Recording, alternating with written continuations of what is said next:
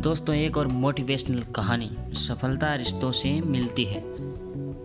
तो हमारे जीवन में हमें अपने माता पिता बहुत काम करने से रोकते हैं कि तुम ये नहीं करोगे, तुम वहाँ पर नहीं जाओगे, तुम्हें यही करना पड़ेगा।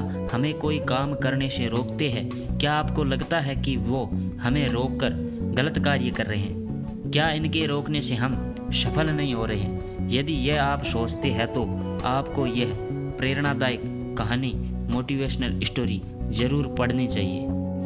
एक बार की यह कहानी ऐसी है। एक बार एक व्यक्ति और उसका बेटा दोनों अपने घर की छत पर पतंग उड़ा रहे थे।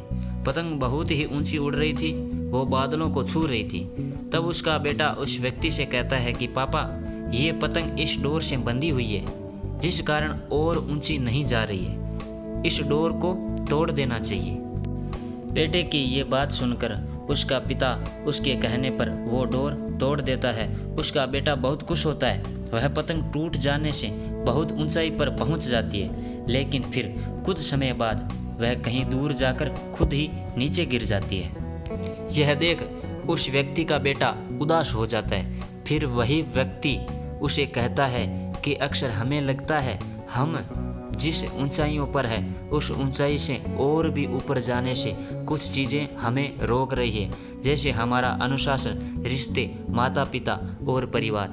इसकी वजह से हमें लगता है कि हम अपने जीवन में इस कारण से ही सफल नहीं हो रहे।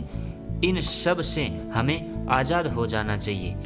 जैसा कि वह पतंग अपनी डोर से बंधे हुए रहती है और उस डोर की मदद से वह कई ऊंचाइयों को छू लेती है, उसी तरह हम भी अपने परिवार और रिश्तेदारों से बंधे हुए हैं। यदि हम इस धागे से जुड़े हुए रहेंगे तो कई ऊंचाइयों को छू लेंगे, लेकिन यदि हम इस धागे को तोड़ देंगे तो ठीक उसी पतंग की तरह हम भी कुछ समय तक ही सफलता से उड़ पाएंगे, अंत में नीचे गिरकर ही रहेंगे।